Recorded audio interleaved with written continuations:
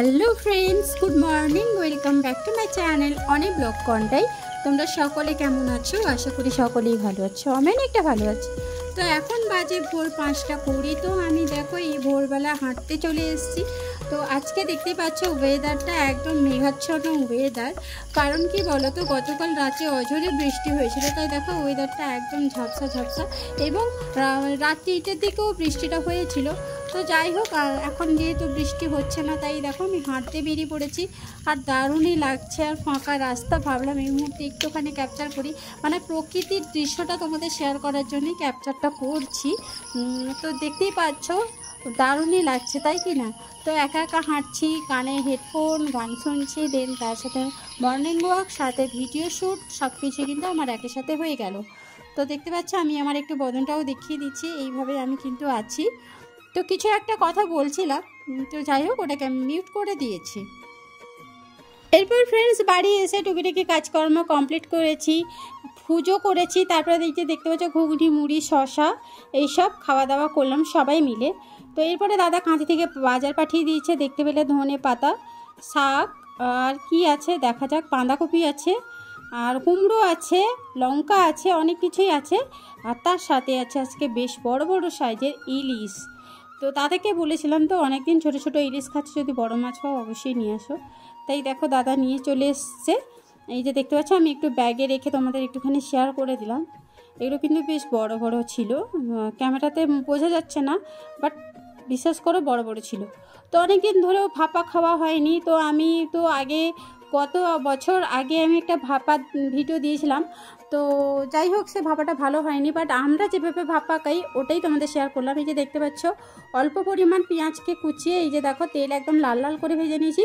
তারপরে পোস্ত, মগজদানা আর সাথে কাজু বাদাম, কাঁচা লঙ্কা একসাথে অল্প পরিমাণে জল দিয়ে পেস্ট করে নিয়েছি। তো ওটাকেই দেখো আমি ভালো করে কষিয়ে নিব অল্প তেলে। আমি কিন্তু এখানে তেল পরিমাণ খুবই কম দিয়েছি, দেখতে পেলে, মানে পেঁয়াজটা যতটুকুন ভাজতে তেল লাগে ওইটুকুনি তেলটা দিয়েছি। তো দেখো এখান থেকেও তেল ছেড়ে আসছে। তো যেহেতু ননস্টিক প্যানে বানাচ্ছি, তাই আমার অনেকটা ভালো হচ্ছে, মানে তেল ছাড়াও রান্নাটা হচ্ছে আর কি। তো যাই হোক, একটুখানি কষানোর পরে আবার জল দিয়ে মশলাটাকে আবার ভালো করে কিন্তু আমি কষিয়ে নিব।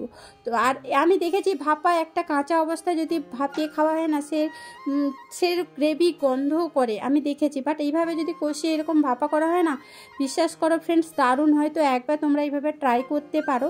আর এখানে কিন্তু আমি সর্ষে বাটা অ্যাড করিনি, সর্ষে বাটা দিলে হয়তো আরও ফ্লেভারটা আলাদা আসতো, বাট আমি এইভাবে খাই, তাই এইভাবেই তোমাদের সাথে শেয়ার করলাম। আর সর্ষে বাটা দিয়ে যখন করি তখন কিন্তু আমি পোস্ত বা মগজদানা অ্যাড করি না। তো যাই হোক, এইভাবে দেখো আমি ভালো করে এটাকে সেদ্ধ করে নিলাম। আর এদিকে বাঁধাকপি তরকারিটাও হচ্ছে, আর আমার প্রায় হয়ে এসছে। এরপর আমি ধনিয়া গুঁড়ো, গরম মশলার গুঁড়ো, হলুদ গুঁড়ো, লবণ এগুলো কিন্তু আমি অ্যাড করে দিয়েছি, আর সেগুলো শেয়ার করা হয়নি। আর এখানে মাছটাকে দেখেছো কেটে ধুয়ে সর্ষে তেল, হলুদ, লবণ মাখিয়ে রেখে দিয়েছিলাম। তো ওটা আস্তে আস্তে করে দেখো যে গ্রেভিটা ফুটে আসতে মাছগুলো আস্তে আস্তে করে আমি কিন্তু ছেড়ে দিচ্ছি। তো সব কটা মাছ কিন্তু এখানে আমি দিয়ে দিব, তো দেখতে থাকো।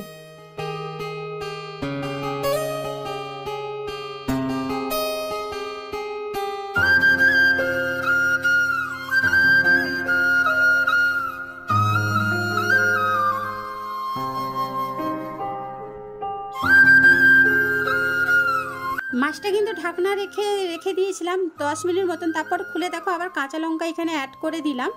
তা আবার 5 মিনিট মতন ফুটিয়ে নিয়েছিলাম। দেন দেখো এইভাবে গ্রেভিটা হয়েছে, খেতেও কিন্তু দারুণ হয়েছিল, সবাই বলেছে, আমি নিজের প্রশংসা করছি না। তো যাই হোক, আর বাঁধাকপির ঘন্ট হয়েছিল ইলিশ মাছের মাথা দিয়ে। এখানে তেল দিয়ে শাকের একটা লটপটি হয়েছিল। ইলিশ দিয়ে না অনেক রকম তরকারি হয়ে যায়, আর এখানে ইলিশ মাছের ইয়ামি তেঁতুলটা হয়েছিল। আপনার এতে কি আছে? মা বানিয়ে দিয়েছে নি। সো এখন কিন্তু বিকালবেলা, সন্ধে হয়ে গেছে। তো বাপন পড়তে আসে, তাই বাপন এসছে। আর দিদি দেখো দুপুর টাইমে তার যাটা সবাইকে নিয়ে চাল টাল বেটে এই যে দেখো পোড়া পিঠে বানিয়ে দিয়েছে, যেটা আমার সব থেকে প্রিয়। আমাদের বাড়িতে উনুন নেই আর মাও নেই, আর তাই কে বানিয়ে দেবে বলো? তো এই কারণে দেখো দিদি কিন্তু বানিয়ে পাঠিয়ে দিয়েছে, ভীষণই ভালো লাগলো। আর এটা কিন্তু তালের পোড়া পিঠে এবং চাল নারকেল দিয়ে বানিয়েছে, দারুণ ইয়ামি টেস্ট হয়েছে। আর আগেই বলেছিলাম দিদি কিন্তু ভালো পিঠে বানায়, তাই জন্য দেখো দিদি কিন্তু এখানে পিঠে বানিয়ে দিয়ে পাঠিয়ে দিল বাপনের হাতে। আমি এদিকে দেখো আমার দাদার মোবাইল দিয়ে আমার ভিডিওটা দেখছিলাম, আর এদিকে দেখো পিঠে পাঠিয়ে দিয়েছে, দারুণই ব্যাপার তাই না। আর সবাইকে কেটেও দিয়েছিলাম, ভীষণ টেস্ট হয়েছে সবাই বললো। তো চলো দেখতে থাকো আর সঙ্গে থেকো। Hello friends, good morning. আজকে হচ্ছে বৃহস্পতিবার, আর সকাল সকাল প্রত্যেক বৃহস্পতিবারে আমি স্নান সেরে এই যে সমস্ত কিছু আয়োজন গুছিয়ে দিই, তেমনি গুছিয়েও দিচ্ছিলাম। বাট আগের দিন পুরোহিত মশাই বলে গেছিলেন যে আজকে অসুবিধার কারণে উনি পুজো করতে আসতে পারবেন না, মানে উনি কলকাতা যাবেন আর কি। তো বলেছিলেন যে বাড়িতে পুজো করে নিতে, তাই আজকে আমি পুজো করে নিব। তো পুরোহিত মশাই যেই টাইমে আসে সেই টাইমে কিন্তু আমি স্নান সেরে সমস্ত রকম গুছিয়ে এই যে পদ্ম ফুল ফুটিয়ে এখানে ফলগুলো জলে ডুবিয়ে রেখেছি, মানে জলে ডুবিয়ে রাখলে যত নোংরা আছে সব ধুয়ে চলে যায়, তাই আগে থেকে এখানে ভিজিয়ে রাখলাম। দেন এখানে পদ্ম ফুল ফুটিয়েছি, আর এগুলো তো বাড়ির ফুল। আর এই পদ্ম ফুল গাঁদা ফুল তো দাদা বাজার থেকে কিনে আনে, প্রত্যেক বৃহস্পতিবারে কিন্তু কিনে আনে। তো সমস্ত রকম আমি কিন্তু আগে গুছিয়ে নিচ্ছি, গুছিয়ে নিয়ে এরপরে আমি পুজোটা দিব। তার আগে এই ফলগুলো আগে কেটে নিই, কেটে সমস্ত রকম গুছিয়ে তারপরে পুজো করতে সত্যি ভালো লাগে। আর এই গাঁদা ফুলটা এক্সট্রা ওটা রেখে দিব, পরের দিন আবার পুজোতে লেগে যাবে। গাঁদা ফুলটা অ্যাকচুয়ালি থেকে যায়, বাকি আর অন্য কোনো ফুল থাকে না। তো ফ্রেন্ডস আজকে পুরোহিত মশাই আসবেন না, তাই আজকে আমাকে লক্ষ্মী পুজো করতে হবে। তো চলো একটু একটু করে সেবা। ফাইনালি ফ্রেন্ডস আমার লক্ষ্মী পুজো এবং সমস্ত দেবতাদেরও পুজো করে নিয়েছি, তো একটুখানি তোমাদের ক্লিপ শেয়ার করলাম। আর একটা সিক্রেট কথা বলে দিচ্ছি, এই ঠাকুরগুলো না আমার মায়ের বিয়ের আগের কিন্তু ঠাকুরগুলো, বেশ পুরনো আমলের ঠাকুরগুলো, তাই হয়তো একটু জং ধরে গেছে, বাট আমি একটুও ফেলিনি, সবাইকে কিন্তু গুছিয়ে পুজো করি। ভেঙে গেলেও তাকে আমি আঠা জড়িয়ে ভালোভাবে আমি কিন্তু পুজো করে নিই। তো যাই হোক, এরপর আমার পুজো কমপ্লিট হয়ে গেছে। তো এরপরে দেখো এই যে প্রসাদগুলো দাদা স্টুডেন্টরা পড়তে এসছে, ওদেরকে একটুখানি প্রসাদ দিয়ে দিব। এখানে কুচুও বসছে, কুচুকেও দিয়ে দিব।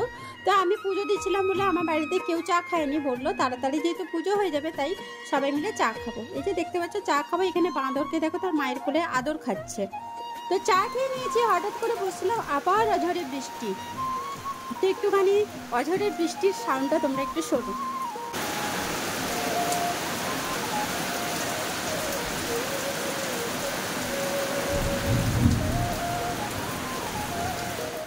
আজকে যেহেতু বৃহস্পতিবার তাই নিরামিষ, তাই দেখো পনির এনে রেখে দিয়েছিলাম, ওই পনিরগুলো একটুখানি কেটে নিচ্ছি। আর আজকে একটু বেশি পনির এনেছি, কারণ দুপুরেও হয়ে যাবে রাত্রিতেও হয়ে যাবে, তাই আর কি। আর পনির এলে পনির ডিপার্টমেন্টটা আমার উপরে থাকে, পনির মাংস এইসব হলে কিন্তু আমার উপরে দায়িত্ব থাকে আমি যাতে রান্না করি।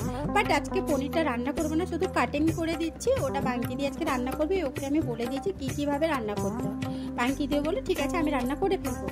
তো এইভাবেই কিন্তু আমাদের টাইমটা কেটে যায়। তো চলো পনিরগুলো আগে একটু কেটে নিই, তারপরে আসছি কথা বলতে। ততক্ষণে তোমরা সঙ্গে দেখো, আমি দেখতে পাবো।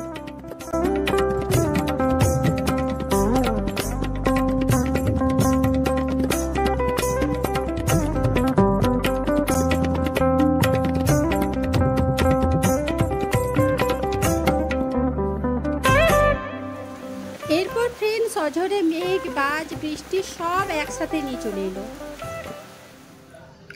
So hello friends, good evening. তো দুপুরবেলা যেভাবে বজ্রপাত হলো, মেঘ ডাকলো না ভয়ে, আর ক্যামেরাই অন করিনি, তারপর লোডশেডিংও হয়ে গেছিলো।